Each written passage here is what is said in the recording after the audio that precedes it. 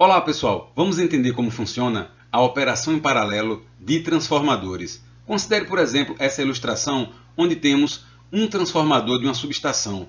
Pode ser para o suprimento de uma indústria ou de uma pequena cidade. Vamos chamar esse transformador de T1. Mas aí a cidade cresceu, a indústria, houve a necessidade da operação com transformadores em paralelo. E temos agora mais dois transformadores, T2 e T3. Temos então a primeira razão do paralelismo de transformadores, o aumento da capacidade da subestação. Também temos economia, porque ao invés de trocar o transformador por um de maior potência, podemos então colocar em paralelo transformadores iguais, aumentando assim a capacidade da subestação. E também ganhamos com a operação em paralelo o aumento da confiabilidade e da flexibilidade. Confiabilidade diante de defeitos e flexibilidade diante de manutenções. Por exemplo, suponha que o transformador T1 tenha um defeito. Ora, a carga não ficará sem energia.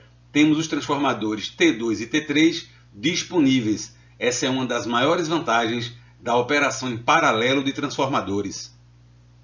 Quais são as condições para a operação em paralelo de transformadores? A primeira delas é a mesma sequência de fases.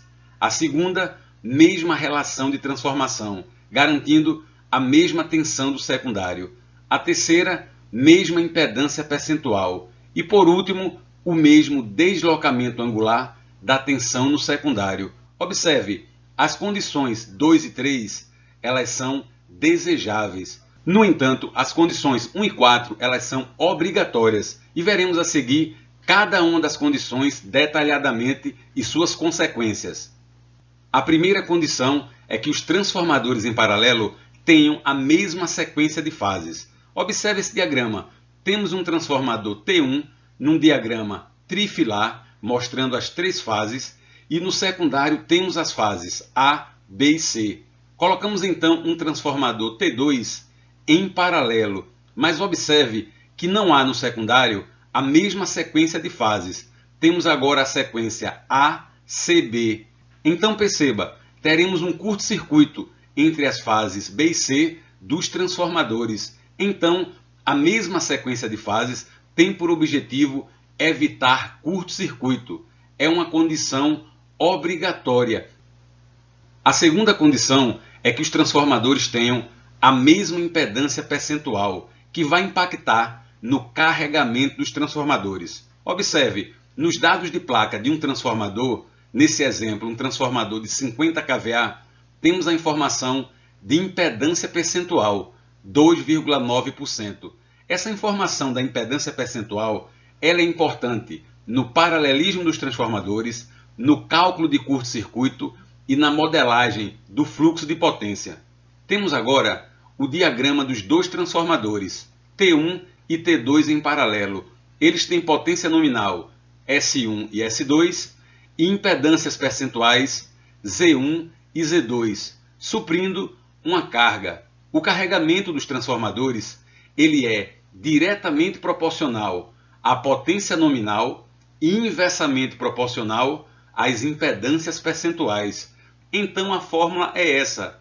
O carregamento T1 ele vai depender da potência nominal dos transformadores, S1 e S2, da impedância percentual Z1 e Z2, e da carga total da subestação.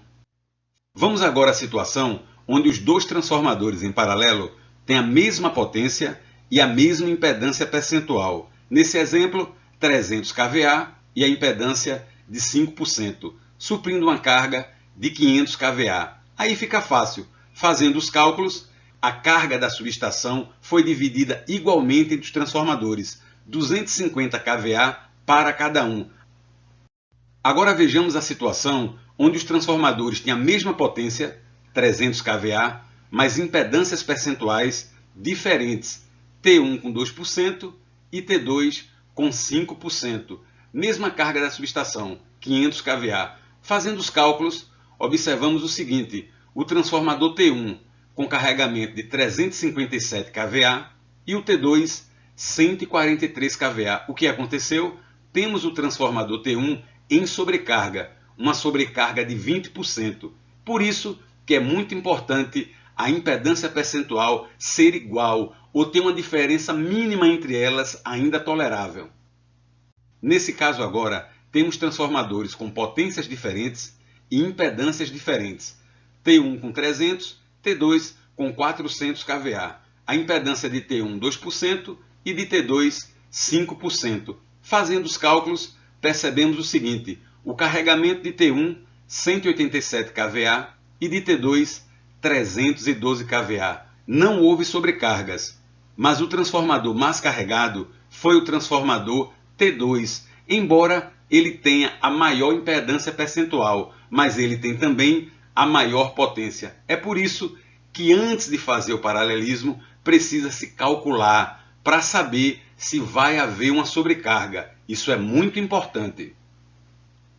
Em terceiro lugar, temos que os transformadores em paralelo devem ter mesma relação de transformação. Qual o objetivo? Garantir o mesmo módulo da tensão no secundário. E isso evita a circulação de corrente entre os transformadores. Vejamos, temos no diagrama dois transformadores em paralelo. Vamos imaginar o seguinte: no secundário de T1 temos a tensão V1, no secundário de T2 temos a tensão V2. Quando V1 é diferente de V2, temos uma corrente circulante entre os transformadores. É uma corrente adicional àquela que passa pelos transformadores para suprir a carga. E essa corrente circulante ela pode provocar aquecimento desnecessário. A fórmula que nos permite calcular o percentual da corrente circulante é essa. Ela depende da diferença de tensão, da impedância percentual dos transformadores e da potência nominal deles. Quando a diferença de tensão é zero, não haverá correntes circulantes pelos transformadores. Essa é a condição ideal. Vamos agora a uma situação prática. Já sabemos que a relação de transformação é uma condição desejável. Temos aqui no diagrama dois transformadores em paralelo de 300 kVA e impedância percentual 5%. São transformadores no primário com 13,8 kV e no secundário de T1 temos uma tensão 380 volts. No secundário de T2, 370 volts. É uma diferença de apenas 10 volts, mas percentualmente é uma diferença de 3%. Vamos calcular então a corrente circulante. Fazendo os cálculos, vamos perceber que a corrente circulante ela vale 25%, ou seja, 25% de toda a corrente de carga ela circula entre os transformadores, produzindo aquecimento. Perceba então que uma pequena diferença de tensão ela pode provocar uma grande circulação de corrente entre os transformadores. Então não esqueça, temos que manter o mesmo valor de tensão no secundário dos travos em paralelo. Se os transformadores forem iguais, basta apenas equiparar os taps. A última condição para o paralelismo dos transformadores é que eles tenham a mesma defasagem angular. Por quê? Para evitar correntes circulantes muito altas, que elas são similares a um curto-circuito. Vejamos, no diagrama ao lado temos os dois transformadores em paralelo e o módulo de tensão V1 e V2 nos secundários. Mas além do módulo da tensão, temos que verificar a defasagem angular θ1 e θ2. Quando as defasagens são iguais, nós não temos correntes circulantes. E essa defasagem ela vai depender do tipo de ligação das bobinas nos transformadores e o tipo da ligação, se delta ou estrela. Como exemplo, considere então esses dois fasores de tensão no secundário dos transformadores. Mesmo módulo, 380 volts, e mesma defasagem angular, 0 grau. Dessa forma, teremos diferença de tensão zero e a corrente circulante será zero. Agora vejamos outra situação. Temos tensões com o mesmo módulo, 380 volts, mas existe uma defasagem angular entre elas, de 30 graus. Dessa forma, temos uma diferença de tensão de 196 volts.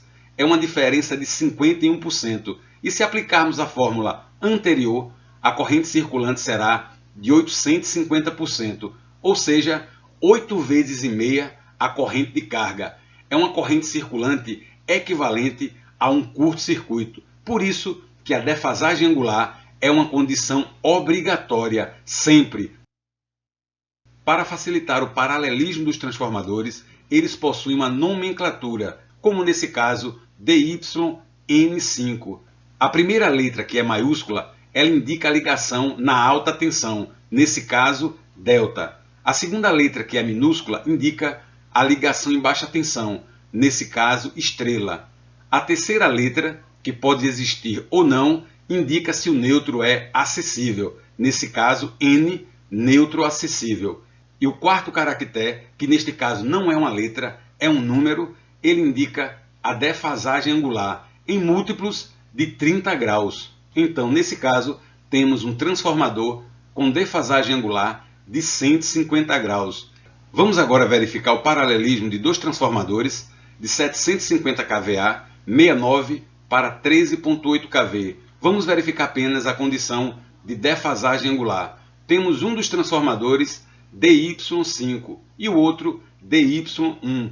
São transformadores com o primário em delta e o secundário em estrela. E o neutro não é acessível, mas o primeiro transformador ele tem uma defasagem de 150 graus, enquanto o segundo 30 graus. Como a defasagem angular é diferente, eles não podem operar em paralelo, porque teremos um curto-circuito no secundário dos transformadores.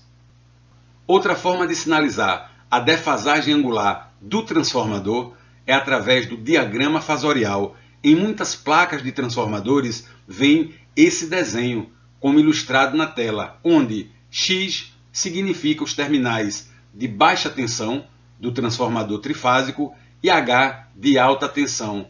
Para calcularmos a defasagem angular, devemos comparar os fasores do terminal X1, baixa tensão, com o terminal H1, alta tensão. Então observe, temos aqui o triângulo, o fasor H1 e deslocamos então o fasor X1. Qual é a defasagem angular de X1 em relação a H1? No sentido anti-horário. Ora, temos aqui o ângulo de 90 graus, o triângulo equilátero, ângulo 60, sobrou então para o somatório 180 o ângulo de 30 graus. Então, a defasagem de X1 em relação a H1 é 30 graus positivo. No outro diagrama, vamos comparar também X1 com H1. Mesma situação, colocamos o triângulo fasor H1 e temos o fasor X1. Essa defasagem angular ela é positiva 150 graus. Dessa forma, os dois transformadores não podem ser colocados em paralelo, porque as defasagens angulares são diferentes. Em relação à defasagem angular, temos catálogos e livros que trazem os grupos de transformadores que podem operar em paralelo. São defasagens de 0, 30, 150, 180, 210 e até 330 graus, a conhecida menos 30 graus. Devemos então agrupar em paralelo transformadores do mesmo grupo, garantindo assim a mesma defasagem angular. Aprendemos juntos até agora que as condições de paralelismo são mesma sequência de fases, mesma impedância percentual, mesmo deslocamento angular da tensão no secundário e mesma relação de transformação. Mas quem verifica essas condições? Podemos ter na subestação um relé de cheque de paralelismo. Quando não há relé de cheque de paralelismo, quem efetua a análise das condições é o operador, que é um técnico ou um engenheiro. Ele verificará qual a condição não está válida e fará o ajuste necessário para que haja o paralelismo dos trafos. Valeu, pessoal! Espero que tenham gostado bastante aí do paralelismo dos transformadores. Um forte abraço e continuem estudando. Fiquem com Deus!